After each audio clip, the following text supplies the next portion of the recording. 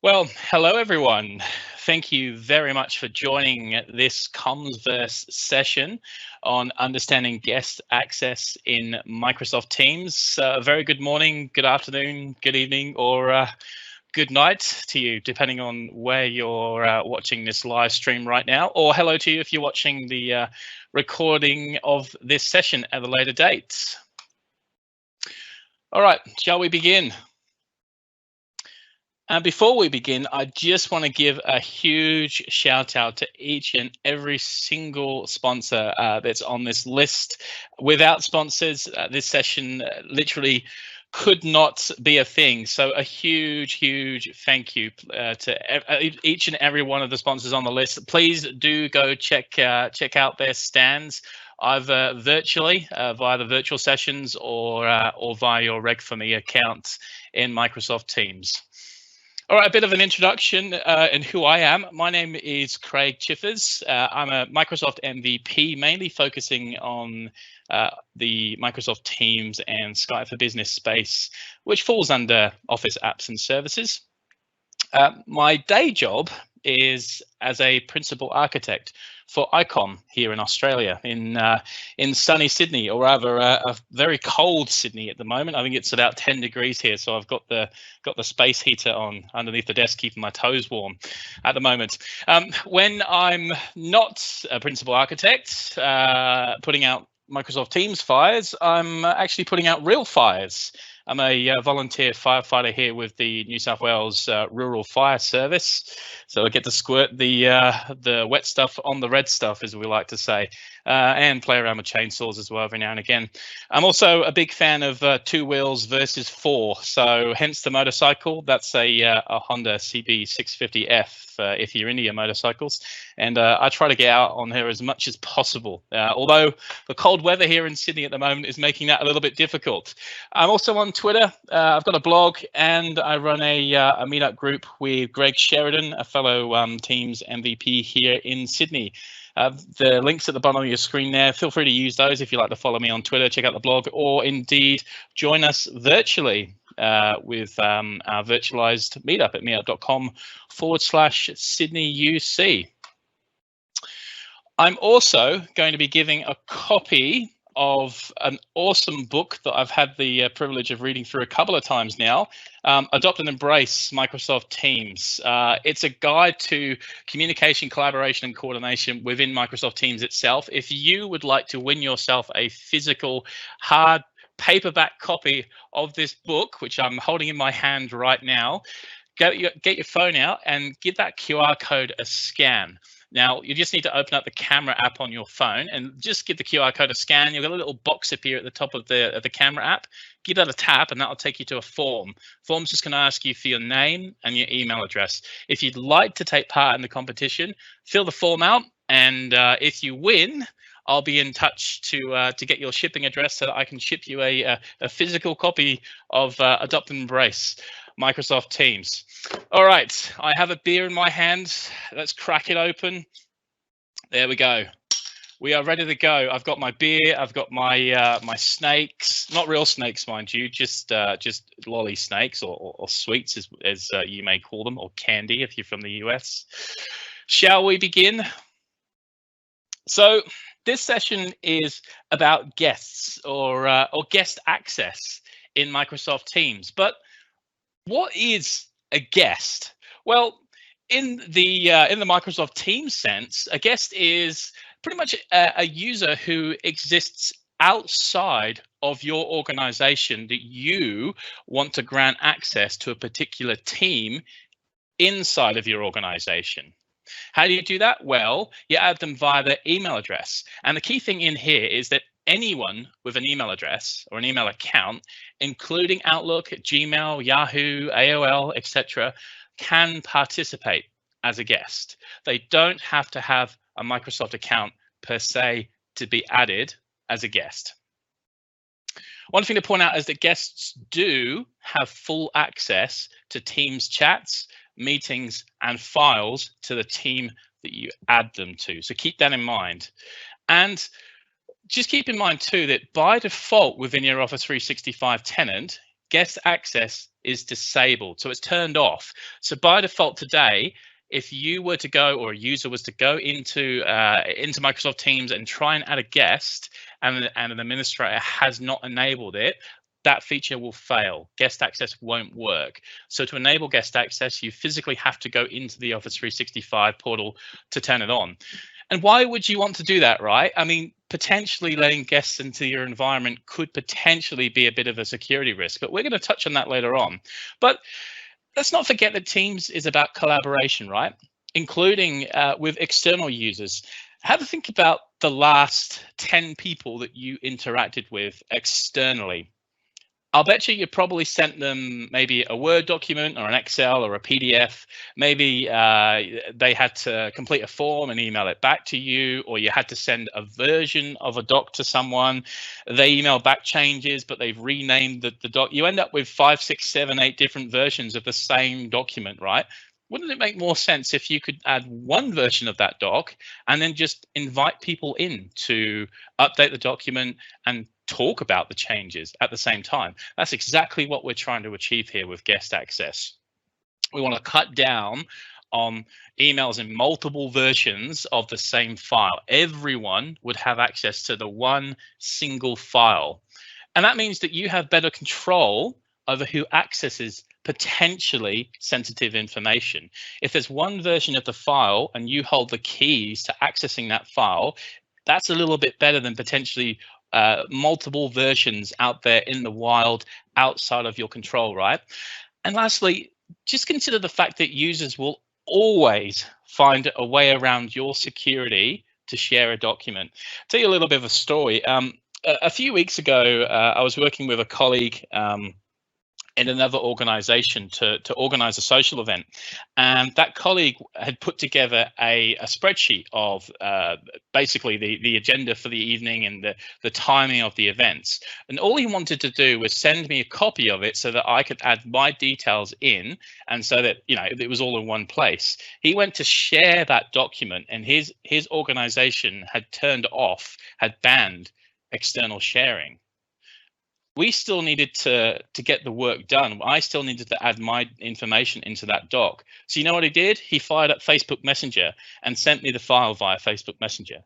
So he got around the email system, he got around the external sharing in SharePoint, and he found a way to get the file to me. Your users will do exactly the same thing.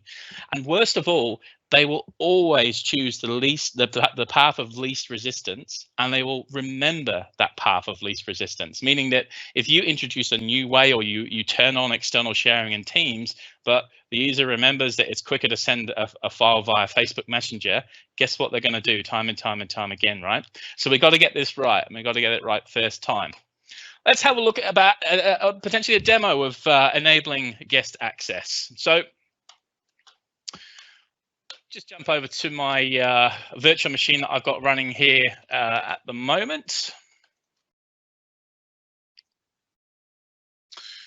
So when we talk about enabling guest access in Teams, let's just open up Microsoft Teams here a second. Let's sign in as my test user here a moment.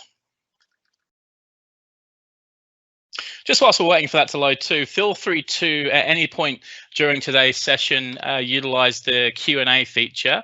Now, I'm actually running, producing and presenting this event all by myself, so I will be monitoring the Q&As, the questions that come through periodically throughout the session. I can see one already has come through, which is asking how do external users get access to a whiteboard in a meeting? Currently, that doesn't work. So you can only share whiteboards internally within Teams with a internal user itself. Now, you may have potentially noticed that issue already in your environment, and in which case a way around that, and what I personally will do myself, is I will actually open up the Whiteboard app and then just share my desktop, and so then everyone in the meeting itself can actually, you know, view the whiteboard. Now, of course, it does mean that they're not able to take part in the whiteboard session themselves.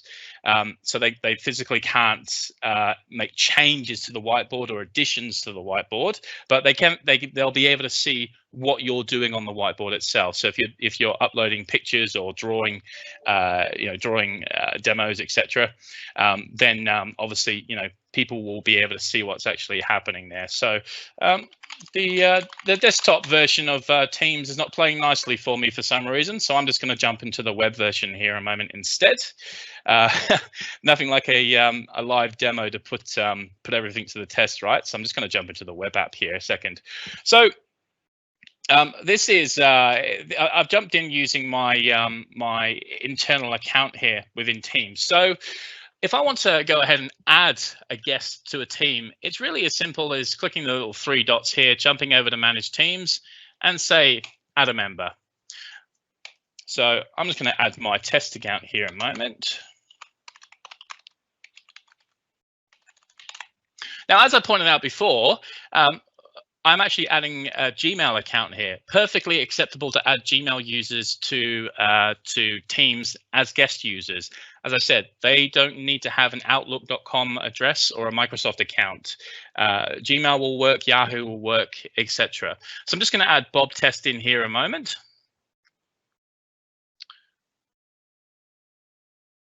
And there we go. So what happens next? Well, let's jump into our virtual machine just so I can show you a second. So I'm signed into Gmail here as Bob Test user. So we've asked Bob to join our team. Bob will get an email in his mailbox that says, hey, you've been added to the public team at chivers.com. You can accept this by opening up Microsoft Teams and joining, and away you go. So I'm just going to open up Teams here, and I'm going to sign in as our Bob Test Teams account here a second. Now, keep in mind that my Gmail account, it's not a Microsoft account. It's simply an account or an email address that I've added to the team as a guest. So the Microsoft account system detects that and says, well, you don't have a Microsoft account, but we're going to let you sign in anyway. So we're going to send you a code to your Gmail account. So if I hit send code here a second, that should email me a code over here. There it is. And I'll copy and paste that into the dialog box and sign in. Now, you may be familiar with this dialog box. Any time that you sign into Teams, what you're effectively doing here is registering the application or the endpoint to Intune. Feel free to click OK for that. And it's going to ask me to sign into my account. Oops, just close that off.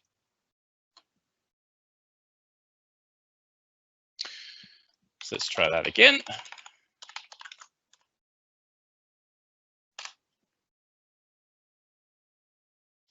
All right, so it's going to send me a code. There's the code.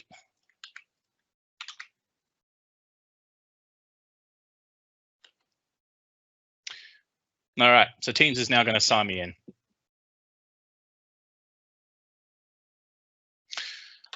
All right, so this is the first time that I've got access to this tenant, so I'm going to choose the tenant from the list. Of course, if I had other tenants or organizations in my account here, I'd be able to choose them here as well. But this is the only one I have in my my Gmail account here, so I'm just going to continue into this one. Now, it's going to prompt me for a few more things here because in my chivers.com tenant, I have multi-factor authentication turned on, and I've enforced it for guests as well. And I will show you guys how to do that later on. So again, Microsoft is saying, well, it looks like you don't currently have an account with us, but let's go ahead and create one for you so that you can take part in this team going forwards. So we're going to create a password for this account. It's going to email me an email to my Gmail address. There's the pin.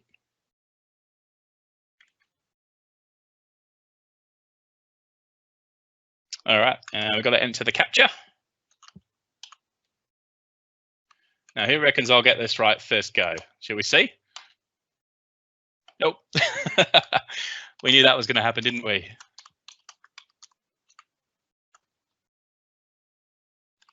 Let's try that one.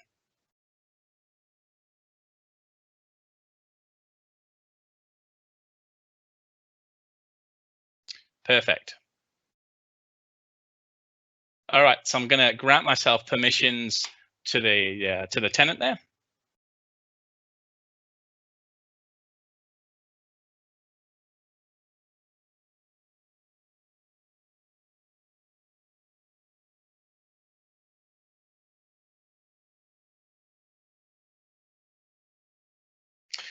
And we'll just wait for this to load a moment. Just had a couple of further questions come through just whilst that's loading. So Nicola asked if guest access was enabled by default. So no, so by default, it's not enabled in the tenant. It's something that you have to turn on. Nicola also asks, can meeting recordings be shared with externals? So currently in Microsoft Stream, you can only share recordings with people inside of your organization. If you want to share a stream recording with someone external, the advice is to download the recording and then upload it to somewhere like YouTube, for example, and then you can share it externally. So what we'll see here now in the tenant is my guest user is now signed in to chivers.com, but I'm being asked to supply further information. Remember, I said that I've enforced two-factor authentication, including with guest accounts inside of my tenant.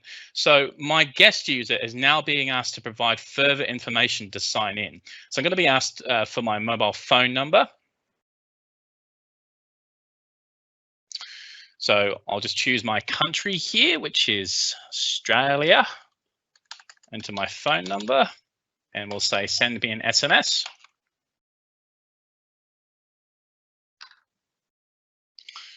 And once we've got the code,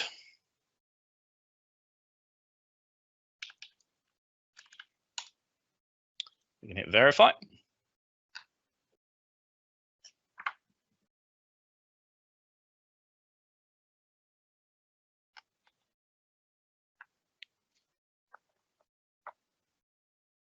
There we go.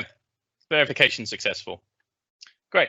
So this now should sign me into the tenant, and I'll have access to Microsoft Teams.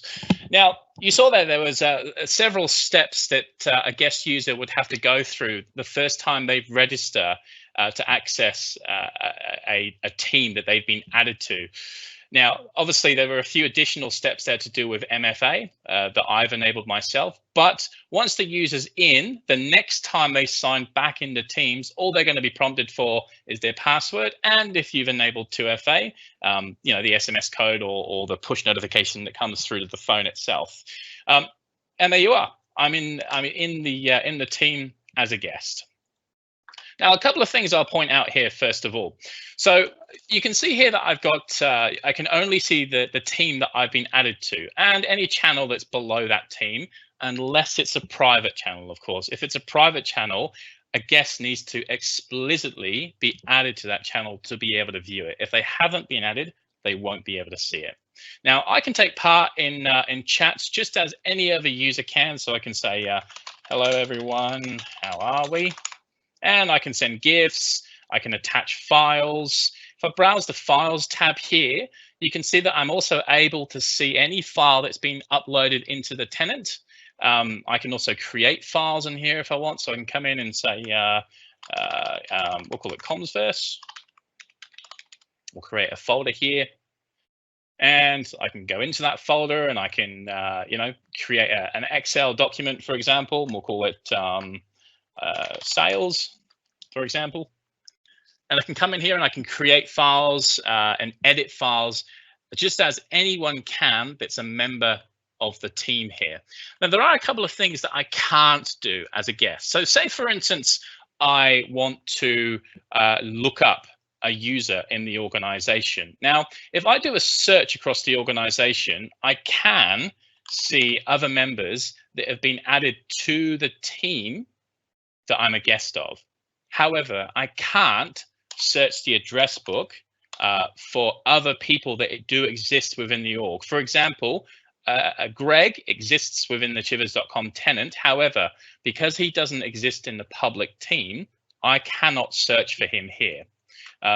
I also am able to see display pictures of internal users within the organization that are part of the team. Again, though, I can't set a display picture myself, and I'm not able to search for anyone myself. A couple of other things too that I'll point out. I can take part in chats. I can send and receive files. If I jump back to the public posts here, I can spin up a Meet Now meeting, but you'll notice that I don't have a calendar icon over here. That's because an Exchange mailbox has not been created for me, meaning that I can't schedule meetings as a guest user. I can, however, take part in a meeting that someone else has invited me into.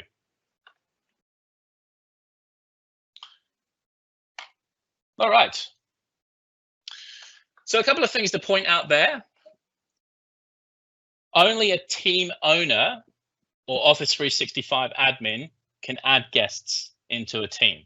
So if you're a team member or another guest, you cannot add other guests into a team. Only a team owner or Office 365 tenant administrator can do that. And only a team owner or Office 365 admin can manage a guest's capabilities and settings within a team itself. Again, members and guests don't have the permissions to do that. Speaking of permissions, as you can see, as we move from the left to the right-hand side of the screen, you'll see that the levels and permissions increase. So from the far left, as a guest, there are very limited things that you can do. So you can create channels, and you can, if you have enabled it, delete and edit your own posts. So if I post something into the channel and an administrator has enabled me to edit or delete my own posts, I can delete or edit my own posts. No one else's though. I will point out though that guests cannot add apps, they can't add or remove members or guests, they cannot change team settings, and they cannot edit, delete, or archive a team. They don't have permission to do that. Moving to the right, members can create channels, they can add apps and delete their own posts, but they can't archive a team or add or remove members or guests, and they also can't change settings. Now, of course, owners have a lot more power. They can create channels, add apps, they can archive or delete a team.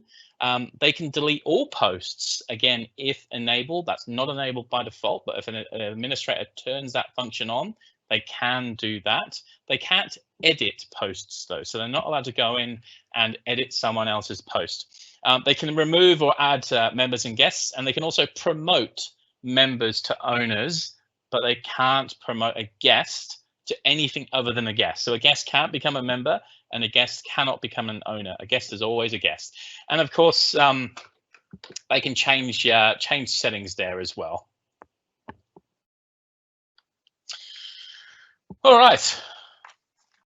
Now, in terms of reviewing guest access within Teams itself, first things first, you want to make sure that that guest access is enabled. Now, there's two places that you can do that within Microsoft Teams itself. So the first one is within the Teams Admin Center itself. So if I just jump over to the Teams Admin Center,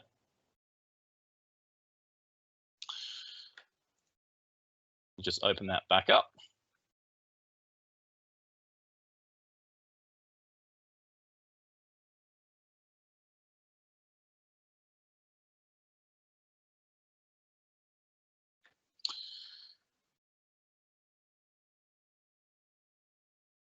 Just whilst that's loading a second. It's like my virtual machine's having a bit of a heart attack this evening.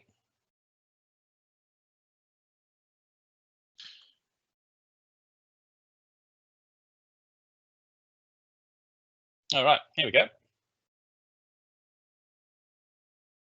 So if I just open up the Teams Admin Center here a second and just show you how you actually go about enabling Teams, Teams guest access.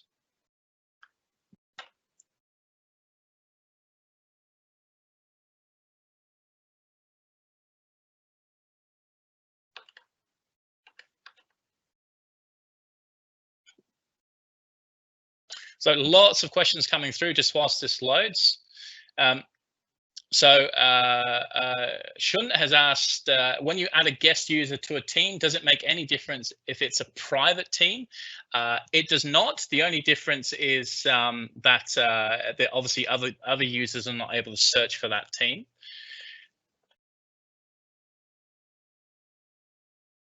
Nicola has asked, what has to be enabled for private chat with external people if they're not guests within a team? Nicola, so we'll touch on that in just a moment, actually. Rune asked if that was my private number. We'll skip right past that.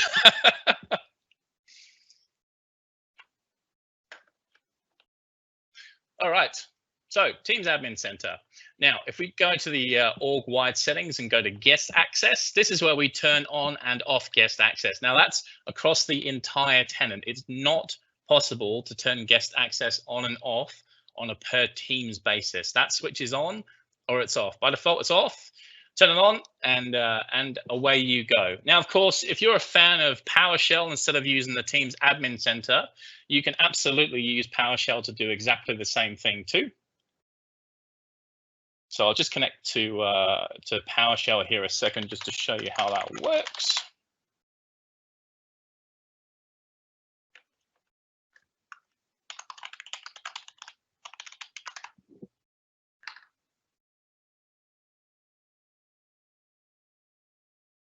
Just accept my authorization prompt.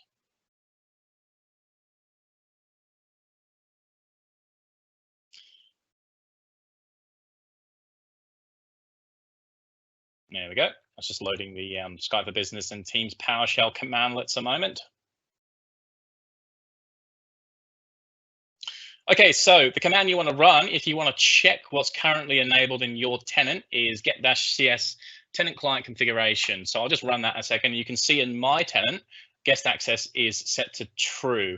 Of course, if you want to change that, you can do. Just use the set-cs tenant client configuration commandlet with allow guest user either $true or $false. You also need to identify the policy by default, and that's just global by default there.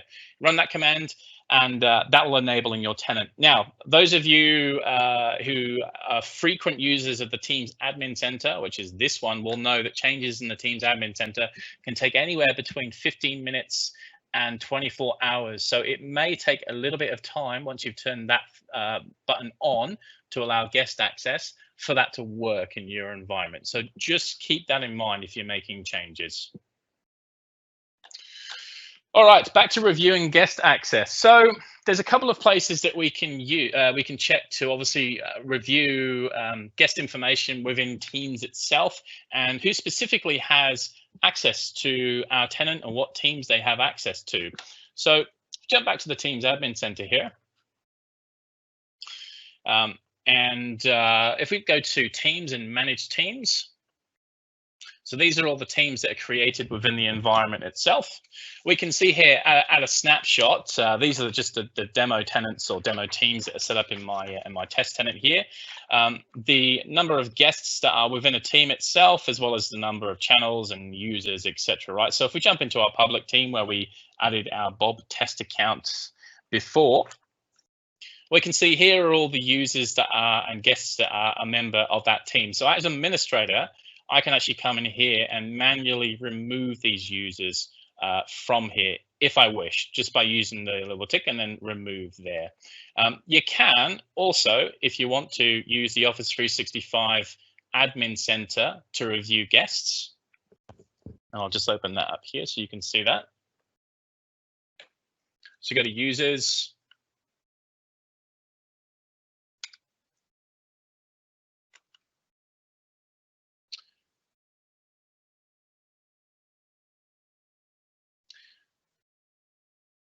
Oops. Seems like my browser's having some problems.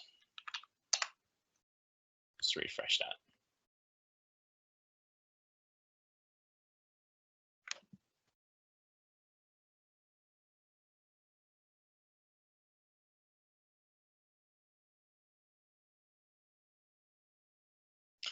Oh.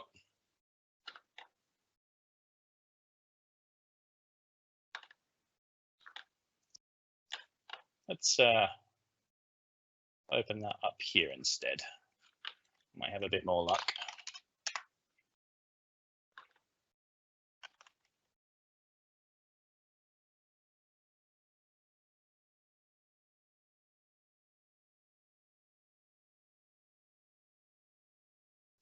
All right, open up the Admin Center.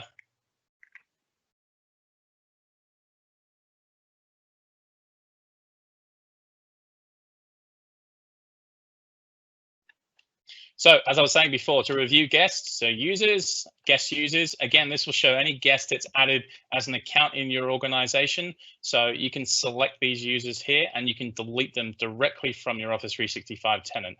The moment you do that, the guests will disappear from any team that they've been added. So that's a really quick way of disabling or getting rid of a guest account. Now, there is a third place that you can go to manage guests as well, and that's the Azure Active Directory portal itself. So if we open up Active Directory here,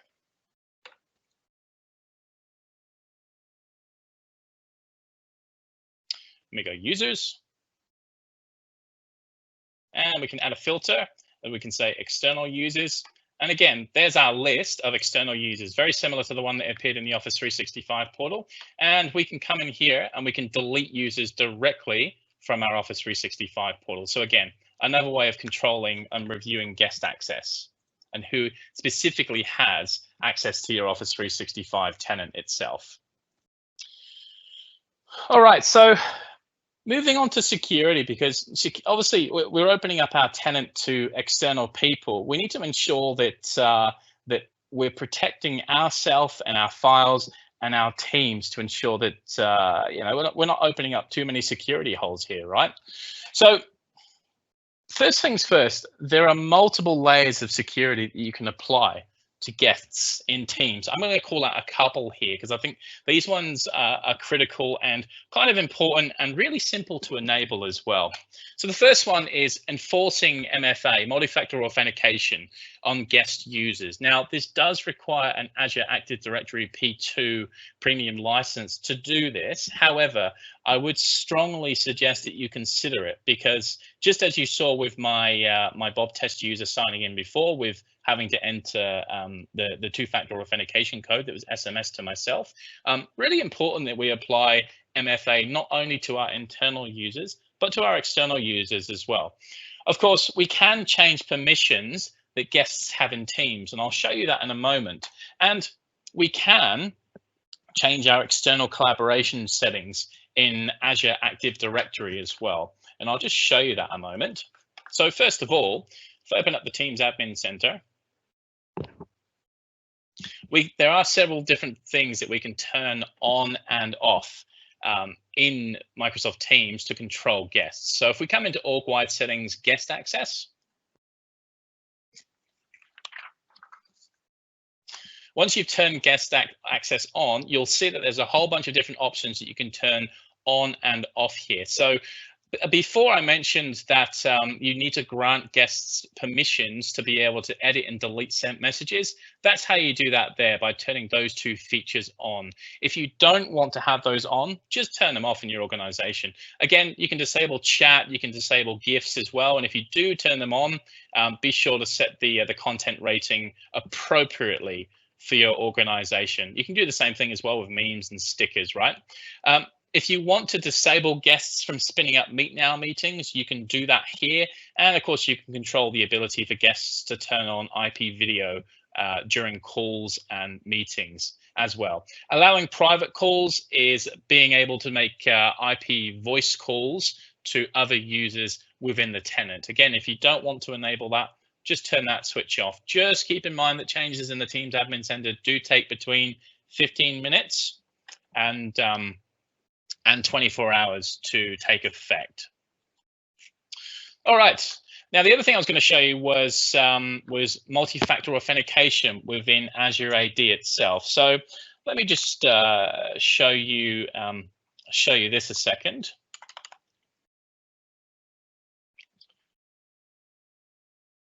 So I've built an Azure AD conditional access policy for guests. Again, to use this feature, you do have to have an Azure AD Premium P2 license, but you can apply for one for free for 30 days. You can play around with this in your organization if you just want to have a look at it. These baseline policies here are configured by default. However, this is one that I've created for guests. So if I just open this one up here, you can see that I've applied it to specific users, which are all guests and external users.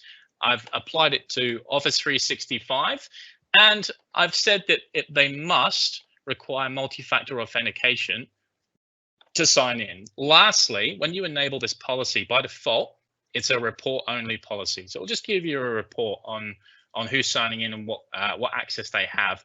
To enable it, you must turn it on. Once you turn it on, just hit save, and then any external users that sign into Office 365 from that point will be prompted for multi-factor authentication. The first time they sign in, they'll be prompted to enter their mobile phone number, just as I was, as you saw. And then next time they sign in, the SMS will go to that phone number. All right. A few final things, because I've just noticed that we've run out of time already. So a lot of people ask me what the differences are between guest access and federation. Now, as a guest user, you get full access to Microsoft Teams, or you get access to a team within Microsoft Teams, and you can do all of these things. You can call and chat, see presence of other users, share files, take part in group chats, be invited to a meeting, and you can view phone numbers for dialing meeting participants. Now, if you're a federated user, meaning that you're just a user in another organization, and all you've done is initiated a chat with someone else outside of your org, all you can do is chat and call someone within another org, and you can see presence and you can be invited to a meeting. One significant thing to point out here, though, is that if you're a federated user, you cannot take part in group chats. Now, you've probably noticed that when you add, if you're talking with someone internally within your organization and you suddenly try and add someone external who's not a guest in your tenant, but just a federated user externally, you'll find that you can't add them to a group chat. It won't work. So if you want to invite that user, you need to invite them into a team as a guest, first of all. Then you'll be able to have a 3-way or 4-way or 5-way chat with them.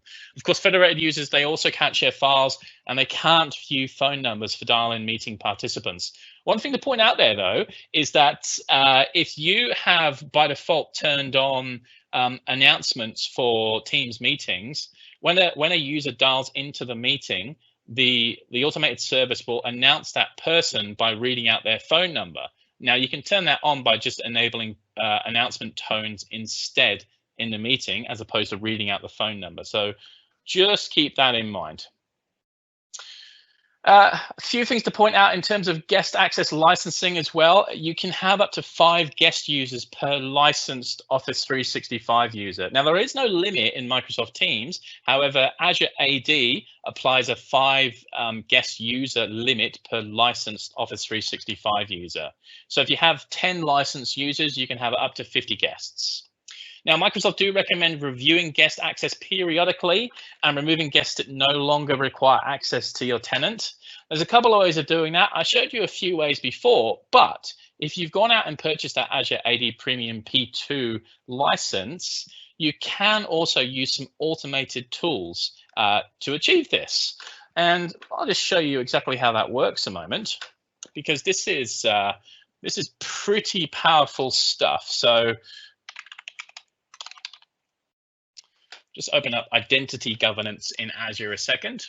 Now, once this loads, we're going to create something called an access review. And what an access review is a pre-templated Azure service that will go out and will email the owners or owner of a team and say, hey, we noticed that you've got 3, 4, 5, 6, 7 guests who are part of this team. Do they still need access, or can we get rid of them? Now, I've created one here for our public team. So what this will do is it will go ahead and it will email my test user. So if I go to portal.office.com and just open up Outlook, I'll show you guys what that email looks like. So I've set my access review up for my public team. It's emailed the team owner, which happens to be my John test account. And it said, we need you to go and review the public team group within this tenant. So I'm just going to click this link and just show you what that looks like a second.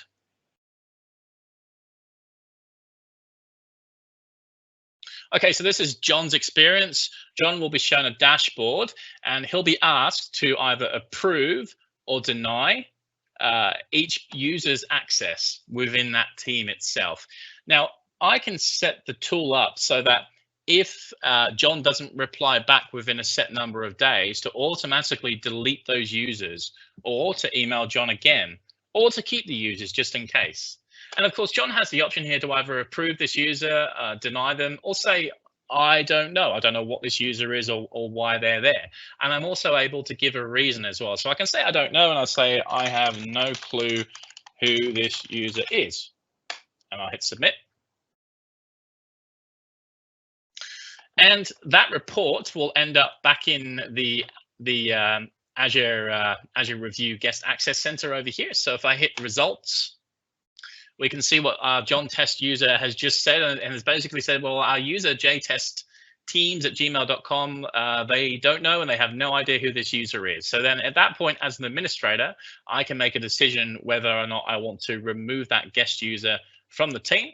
I am also able to jump in and see the audit log specifically for that user as well, and see how often that user signed in, when they last signed in, and other things they do too. So say, for example, I can see that John hasn't signed in 30 days. There's a good chance that that account is no longer required, and I can remove it from my tenant. Of course, lastly, users do have the ability to remove themselves from guest tenants too. All you need to do is go to myapps.microsoft.com.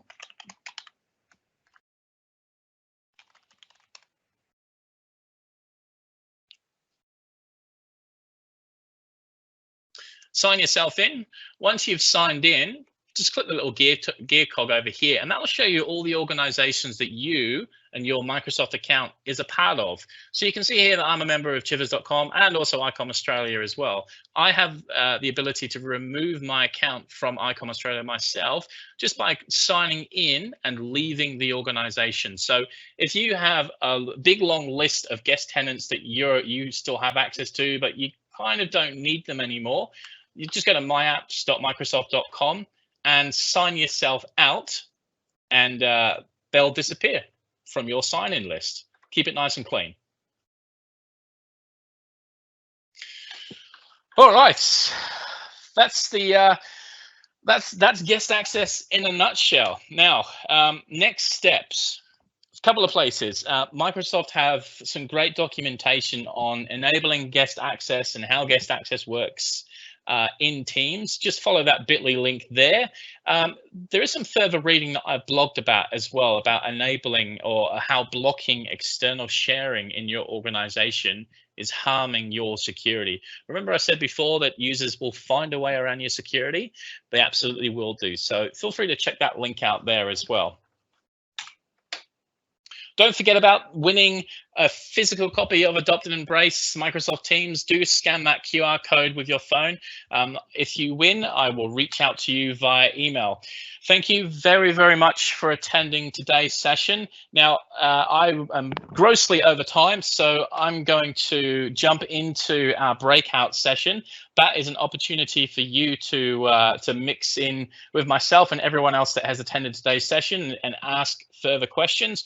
All you need to do is point your browser to goteams.fans/BRK195, and I will see you there shortly. Thank you very much for attending, everyone.